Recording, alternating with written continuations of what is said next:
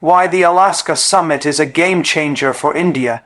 Jacka may let me tell you something that most people out there don't understand, and if they did, they would see history happening in real time.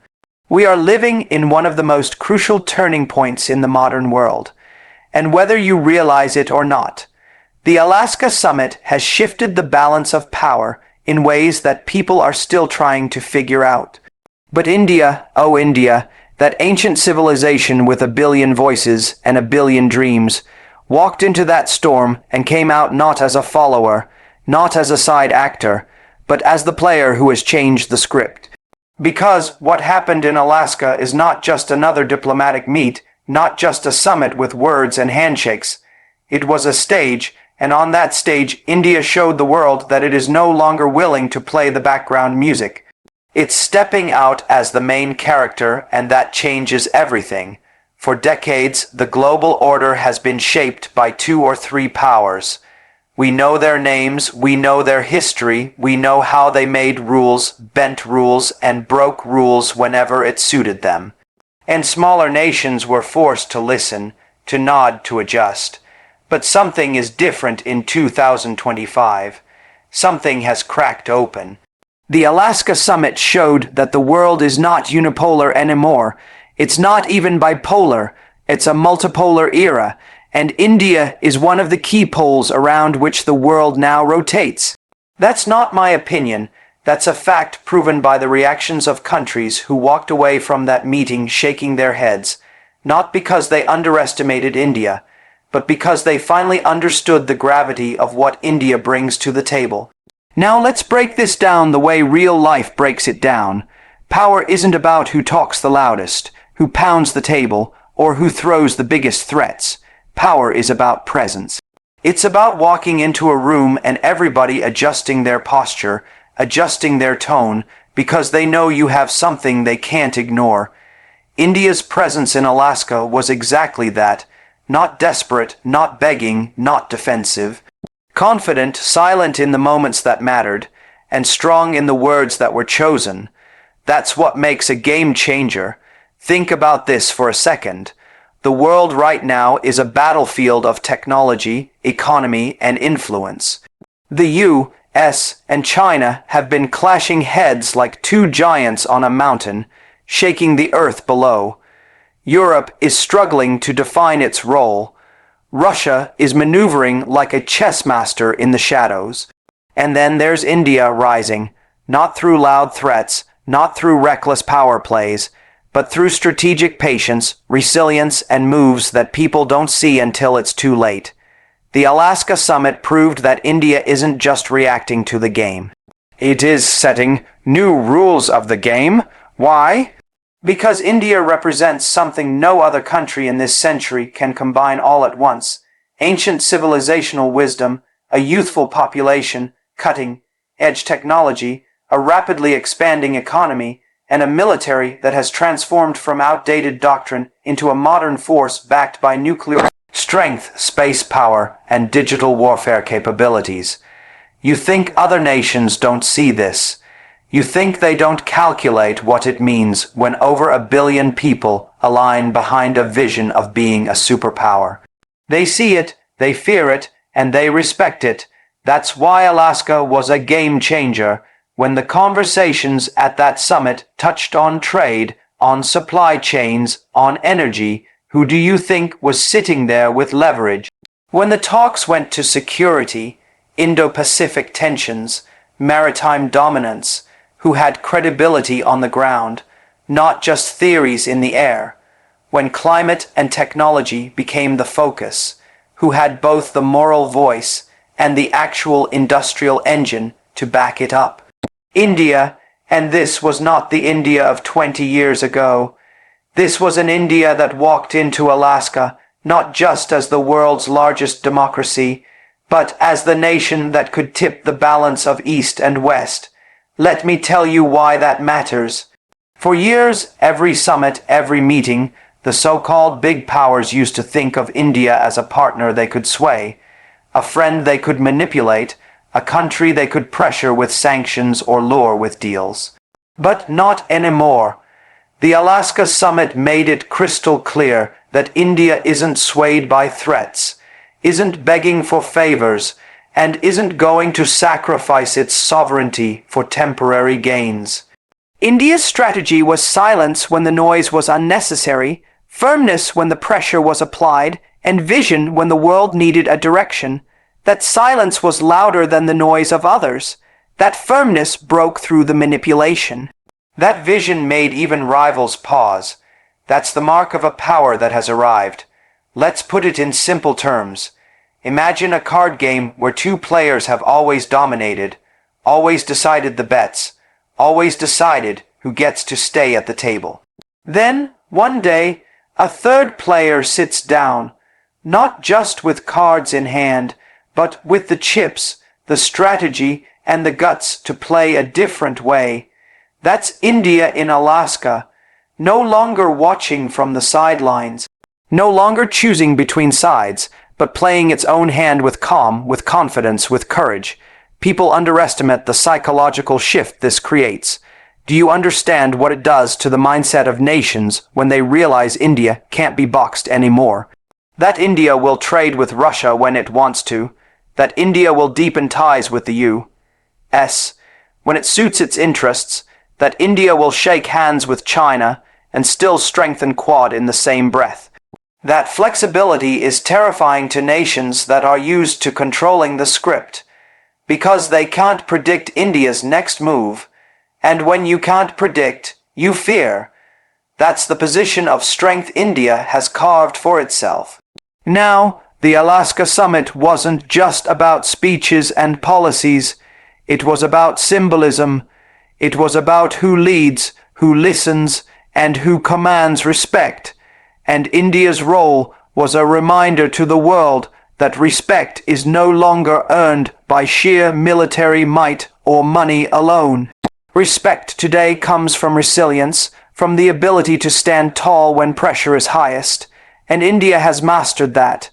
Do you want to know the real reason Alaska was a game changer? It's because for the first time the U.S., China, Russia, and Europe all had to admit, publicly or privately, that India is not just another regional power. It is a global power in the making. They may not say it with their lips, but they know it in their calculations. The military strategists know it, the economists know it, the diplomats know it, and the people watching back home in every continent. They can feel it. India has played the long game, patiently, quietly. It has built technology sectors that rival Silicon Valley. It has launched missions to the moon and Mars that shook even NASA. It has created digital systems that the world now studies. It has turned its economy from aid-dependent to investment-driven. It has forged partnerships in Africa, Latin America, and Southeast Asia, where the so-called superpowers ignored. That's what makes Alaska a turning point. It was the day the world finally saw what had been building brick by brick. The thing about game changers is this: you don't realize the magnitude until later. When India chose to stand its ground in Alaska, to not bow down, to not play puppet, it created a ripple effect. Nations in Asia looked up and said, if India can do this, maybe we can resist too. Nations in Africa said, if India is building partnerships without strings attached, maybe we don't need to kneel to the West anymore. Nations in Europe, watching their own divisions, saw in India a partner that is both modern and rooted, pragmatic and visionary. That's influence, that's soft power, and soft power often outlasts hard power. Let me bring it to you in motivational terms. The Alaska Summit is not just a story of global politics. It's a life lesson. Because in life, there comes a moment where you stop letting others dictate your worth. There comes a moment where you realize you don't need approval. You don't need validation. You don't need to beg for a seat at the table. You are the table, and India proved that in Alaska. It walked in with quiet dignity, it spoke with clarity, and it walked out with the world watching. That's not arrogance. That's confidence born from preparation, sacrifice, and vision. People always ask, how does a nation rise? It rises the same way a person rises, by refusing to quit when underestimated, by refusing to bend when pressured, by refusing to forget who you are when others try to define you. India was called a land of poverty, now it's called a land of innovation. India was seen as a follower, now it's a leader. That's not luck. That's hard work over decades. That's patience when shortcuts were tempting. That's consistency when chaos was easy. So when you hear that Alaska was just another summit, don't believe it. It was a mirror reflecting back to the world what India has become. It was a reminder that the century ahead will not be written by one nation alone. It will be shaped by many, and India is one of the authors holding the pen. That pen writes in ink that cannot be erased, because it is ink drawn from civilizational strength, from the blood and sweat of its people, from the faith of a billion hearts. This is why Alaska changes the game, because once the world sees you differently, once they realize you are not negotiable, not replaceable, not secondary, the game has shifted permanently. They can't go back to treating India like a side character. They have to deal with India as a protagonist, and that shift, once made, cannot be undone. So to everyone listening, understand this moment. Understand what it means not just for India, but for the balance of the world. The Alaska Sum, it was not the end of a story. It was the beginning of a new chapter, and in that chapter, India is not a follower. India is not a pawn. India is not a supporting actor. India is the power that others must respect, must consult, must reckon with. And when history looks back, when the next generation studies this era, they will not just see a summit. They will see the day the world's script began to change, and they will see India standing tall at the center of it. That is why the Alaska Sum, it is a game changer for India. It marked the birth of India's assertive military doctrine, backed by innovation. Alaska cemented India's image as the balancing power in a multipolar world. And if you think about it carefully, this was not an overnight event. It was the outcome of years of preparation, silent reforms, strategic investments, and most importantly, a shift in mindset that India embraced with full force. For decades, India had been a nation that measured every military step carefully, often accused of being reactive rather than proactive, often relying on restraint to project moral strength. But the Alaska Summit was the turning point where the world realized that restraint no longer meant weakness, and patience no longer meant hesitation. India was now operating with a doctrine that was not only assertive, but also deeply rooted in technological superiority. And that combination sent a clear signal that the world could no longer view India as a passive player in security matters. The doctrine that began to unfold around this sum, it was not built on rhetoric alone. It was visible in India's indigenous missile programs, in the modernization of its air force, in the quiet expansion of its naval reach, and in the integration of artificial intelligence, space-based surveillance, and cyber capabilities into its defense posture. While other countries walked into Alaska flexing existing power, India walked in with the promise of innovation-driven dominance, a vision of military strength that was not built on outdated doctrines of pure numbers, but on precision, adaptability, and speed. It showed the world that India understood modern warfare was not just about tanks and troops. It was about networks, data, space control, energy dominance, and the ability to neutralize threats before they even materialized.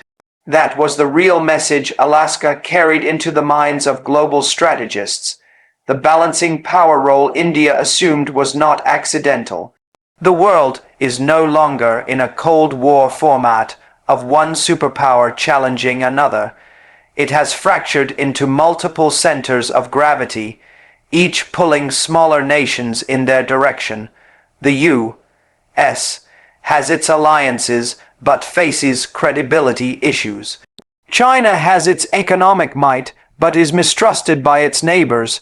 Russia has military leverage but suffers from economic isolation. The European Union has influence but lacks cohesive force projection. In this fragmented order, India arrived as the one actor that could speak to all sides without being consumed by any of them. It was India that could sign defense deals with the U.S. while still buying energy from Russia. India that could engage with ASEAN while holding dialogues with China. India that could support Africa's growth while building digital bridges to Latin America. This flexibility was not seen as indecision anymore.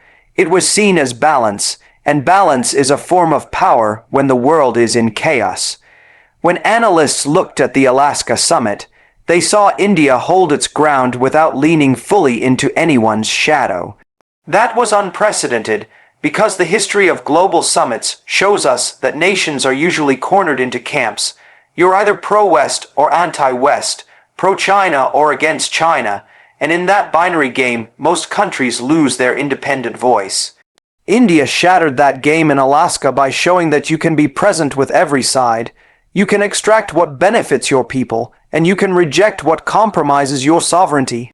This independence was reinforced by India's military confidence, because you cannot balance without strength. You cannot resist pressure without power behind your words, and you cannot project calm authority unless you know your defenses are unshakable. Behind that doctrine lies an understanding of India's geography, its civilizational continuity, and its rising demographic force.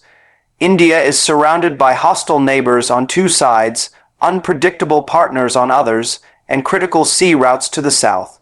For decades, this geography made India vulnerable, but with the shift in military doctrine, that same geography became leverage. Control over the Indian Ocean became a global necessity, and India's navy positioned itself as the guardian of one of the most vital maritime arteries in the world. Space technology gave India the ability to monitor its rivals in real time, and cyber capabilities ensured that even unseen threats could be met with unseen responses. This is why the Alaska Summit, it was more than just diplomacy.